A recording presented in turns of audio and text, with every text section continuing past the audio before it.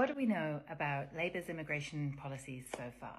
Here's the good, the bad, and the ugly. Because I'm a sunshine kind of person, we're going to start with the good. You've probably already heard the first big positive, which is that the Labour government has scrapped the Tories' cruel, unworkable, and horrific Rwanda plan. So that's fantastic news.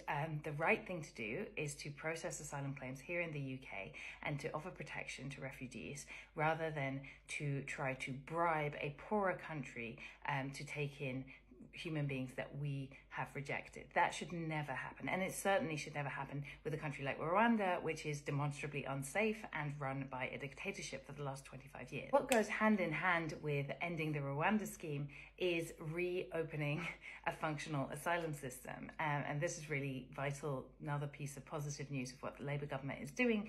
They are going to repeal parts of Suella Braverman's Illegal Migration Act, which was her last major piece of anti-migration legislation. And what that did was it prevented the government from processing the claims of people who have arrived to seek asylum in the UK through irregular means, including through boats on the Channel.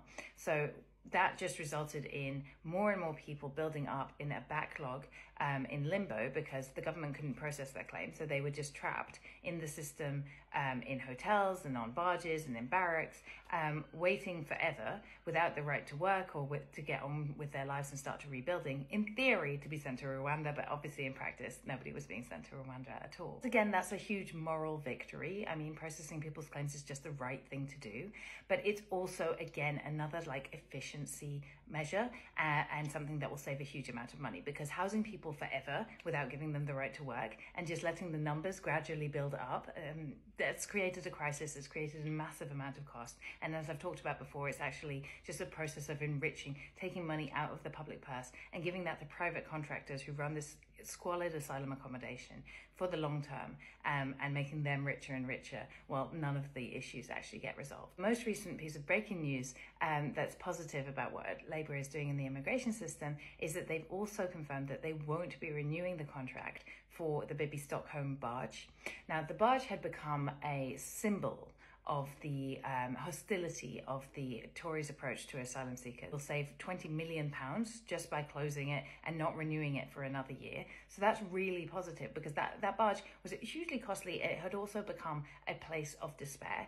People were experiencing severe mental health crises on that barge. And we know that one asylum seeker at least had tragically lost their lives on the barges. So yeah, a lot of this can be characterized as the government doing the bare minimum, which it is. I mean, they're just doing their job by processing the claims of people who come here seeking asylum. That's shocking that the last government stopped doing it, actually, rather than being so amazingly great that this government is doing it. But, we've got to take the wins where we can. And this actually is extremely positive, especially for the people who experienced the terror of potentially being sent to Rwanda, which we know, again, our High Court found was not a safe place to send people, and who experienced the squalid conditions on the Bibi Stockholm barge, or who in general had just been held in limbo for months, if not maybe years, without the right to work and not having their claim processed. Okay, so what's not so good? A lot of what is not so good, or bad in my categorization, is what's missing. The focus so far has been entirely on asylum seekers and people coming to the UK on small boats, which make up a tiny minority of immigrants to the UK. And the vast majority of people are in a non-asylum immigration system that simply isn't fit for purpose. But there doesn't seem to be the same prioritization of getting to grips with the issues in that system. And that's kind of reflecting the distorted priorities from the government that came before, that was overly focused to the exclusion of almost anything else getting fixed in the country on the small boats. But actually, that's a really minor issue. And so Labour mustn't fall into the same trap. One of the major areas of omission is that we don't have a proper programme on migrant workers' rights. So Labour promised to bring in a single enforcement body, basically to simplify enforcement of labour standards. That would be really good. And they've also promised to do a review both of the care workers visa specifically and the drivers of exploitation on that, and also of the points-based system as a whole, which brings in almost all the immigrants to this country on their visas. So those things are really, really positive, but they're also really, really urgent. And I don't know why we don't have a timescale for them yet. We've just been told that, they will happen at a later date. And there are other things that we haven't even got that much information on, which is things like revisiting and recommitting to the recommendations of the Windrush Lessons Learned review. These were discarded officially by Suella Braverman, but they were basically ignored by Priti Patel, who came before her, and Sajid Javid was only in place for like 5 minutes, so he didn't really get very far on them either. But those recommendations deal with the hostile environment, and the hostile environment is a set of policies designed to make life difficult for migrants, and it caused the Windrush scandal, but it's never been repealed. Addressing that should again be a priority. And I know that some of you are going to say, well, like, they've only been in power for a couple of weeks, give them a break, give them time. And I understand that, yeah, but, we are already seeing an agenda being pursued on migration, and it is focusing massively on the small boats. And that's just going to lead Labour into trouble, because the small boats is a really difficult issue to fix, right? But at the same time, we have many, many more people in an immigration system that isn't fit for purpose. So really, that's where our priorities should be. And when you look at the momentum of what's happened so far under this government, well, there is action. It's just not necessarily in the right place. So I think it is legitimate to call that out and to call that a problem. Right, so now we get to the part where, unfortunately, Labour's pursuing some policies that are just going to make things worse. So they've put in the King's Speech a new asylum, immigration and border security bill.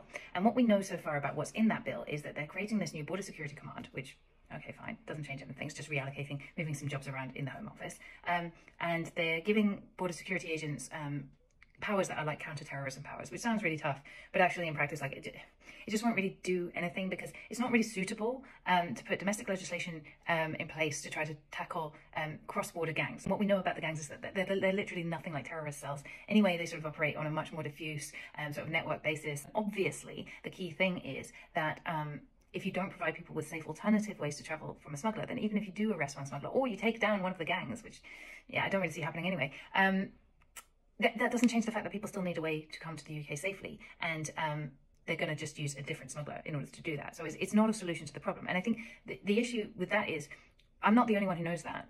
Every expert on this issue says the same thing about that, right? And definitely the experts who are advising the Home Office and the government and Yvette Cooper are saying that. So knowing that they're not going to get any tangible results from this, at least in the immediate short term, they're pivoting to try to get some quick wins on the anti-migration headlines front. And you can see this because Yvette Cooper has written in The Sun about a blitz against migrations and immigration raids to take place this summer.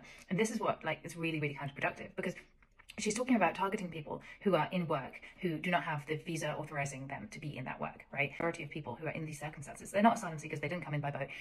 They are people who came in on a visa, and then because the system of immigration visa system is so labyrinthine and so complicated and so expensive, and it takes such a long time to reach permanent settlement in the UK, there are loads of points within that journey, maybe over the course of 10 years, where if you have some kind of a crisis, you are unable to renew your status in the UK, and therefore you lose your status. And that is what creates the undocumented population. But those people, their lives are based here, their families are based here. Like, they're not able to just leave just because they've experienced a crisis and it meant they weren't able to renew their visa, and they still have to work because they still have to support themselves. So then they are easily exploited by the real criminal gangs, that really are creating misery in our communities. So even if Yvette Cooper manages to put one of these people in handcuffs and put them on the front page of The Sun, dragging them off to a deportation flight, that doesn't remove the need for the labour that they were providing, right? Like, that is a job, a service that they were providing that, probably you and I make use of those services every single day, right? So we need that labour.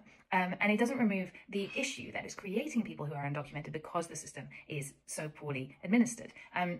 And so what we should be doing with these raids is, instead of dragging people away in handcuffs and getting another headline in The Sun, it should be we should be offering people ways to regularize their stay. If they're in work, then let's keep them there. Let's keep them providing that labor. Let's just regularize their stay so that they are safe from the exploiters and the traffickers, so that they are then able to settle into our communities and play a full part there. Maybe that we can tax their labor as well.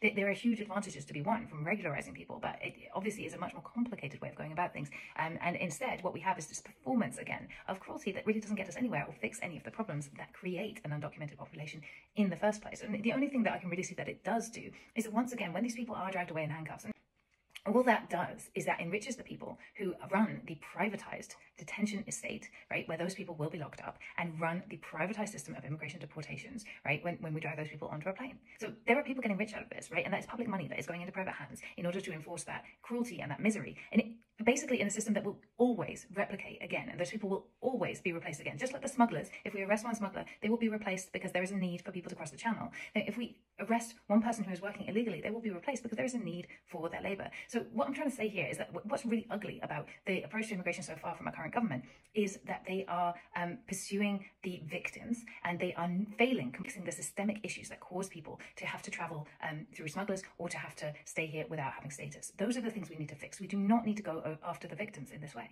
An article for the Byline Times, which you can search for Zoe Gardner Byline Times, and it should come up, and that summarizes all of this stuff. So the good stuff, the not so good stuff, and the really bad stuff.